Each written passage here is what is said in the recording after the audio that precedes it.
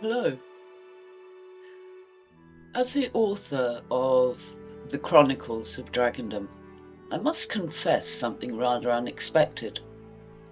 I have never truly watched Eastern manga or anime, apart from the occasional glimpses on someone else's television, actually being enjoyed by children. I remained largely unfamiliar with the genre. In fact, I haven't owned a television for many years. But recently, I listened to a podcast discussing the extraordinary rise of anime and manga in the West, not just amongst young audiences, but amongst adults as well. Bookstores, I understand, are being transformed. Shelves filled with stories inspired by these distinctive storytelling traditions. It made me curious. Could there be a connection between these beloved Eastern narratives and my own work with the dragons? So, I asked a simple question and turned to artificial intelligence for insight. What came back surprised me. Suddenly, another layer of my writing was staring me in the face. Themes of growth, mentorship, transformation, cosmic conflict, the evolution of consciousness, hallmarks, it seems, of classic Shonen storytelling, were already woven into the tapestry of my Chronicles of Dragondom, not by intention, by instinct. In this video, we explore that remarkable discovery and ask an intriguing question. Has the Chronicles of Dragondom been aligned with the spirit of Shonen storytelling all along? But I was totally unaware of it.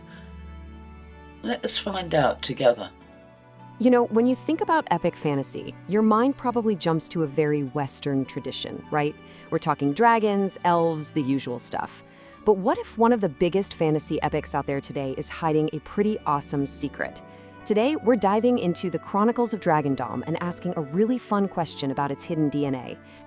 Seriously, what if the hero's journey, all those awesome power-ups, and the huge cosmic battles that we love in this series, what if they're actually following a blueprint straight from the East? Let's dig in and break down how this epic story shares some crazy similarities with the world of Shonen anime. Okay, so to really get this, you've got to understand what this series even is. The source material doesn't just call it sci-fi or fantasy. The term they use is cross-dimensional myth-making. It's a deliberate mashup of ideas, and that mashup is exactly where we find our answers. I mean, just look at the company it keeps.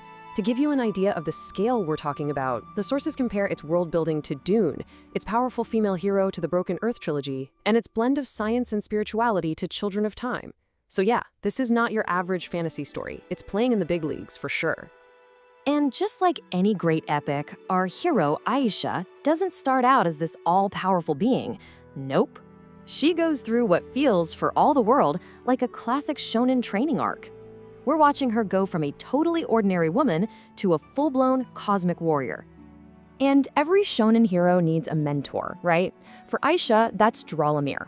He is the perfect example of that wise but super demanding teacher. You know the type.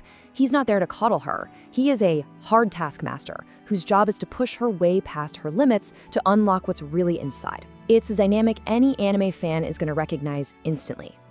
And here's the thing, this is absolutely crucial. Aisha's powers aren't just given to her. She has to work for them, struggle, and really master them. You can draw a straight line from that to a shonen hero learning to control their nen or their chakra. The idea is exactly the same. Power has to be earned. So this power she earns comes as gifts from Eastern dragons, which is basically a series of awesome power-ups. She gets thunder attacks from Shenlong, gets super speed from Qilong, and even healing abilities from Panlong. It's like she's building this incredible elemental toolkit, one piece at a time. And it doesn't stop there. The collection just keeps on growing. She gets stealth from one dragon, invisibility and silent movement from another. Each new gift adds another layer to her skill set, building her up into this really versatile warrior. This whole step-by-step power progression, it's pure shonen.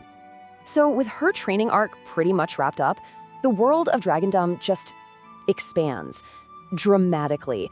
The whole story shifts focus from Aisha's personal growth to this much bigger cosmic battlefields that pulls directly from Eastern mythology.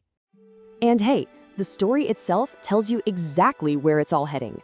The land's dragon, Fu Konglong, straight up tells Aisha that one day she'll be called to the Zone of the Eastern Gods. I mean, come on. That's the moment the whole narrative just signals its cosmic ambition, going way beyond your typical fantasy world. And just like that, boom, the world we thought we understood completely opens up.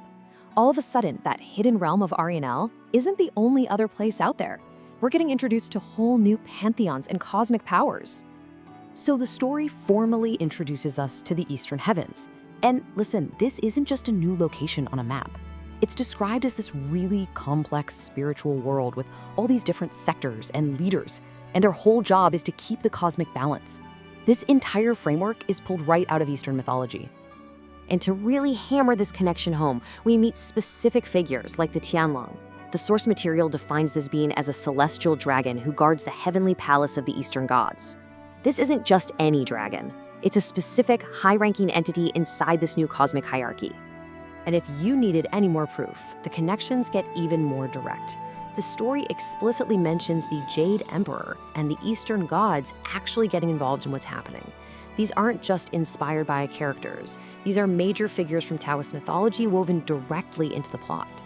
So let's just take a step back. When you put all these pieces together, the Shonen training arc, the elemental powers, this huge expansion into the Eastern Heavens, you get something that really goes beyond simple genre labels. It's a genuine fusion of totally distinct storytelling traditions. And this is the magic trick of the whole series. It takes these sci-fi ideas we know so well from the West. I mean, there are mentions of a galactic federation and even Time Lords, and it just seamlessly weaves them into the mythological structure of the Eastern Heavens and the power progression of a shonen hero. It's amazing. And this, right here, this quote from a codex fragment in the source material, it just perfectly sums up the entire philosophy. Not through rank, but through resonance. Not by circuits, but by the remembering of stars. That is the perfect blend of technology and spirituality, of sci-fi and myth.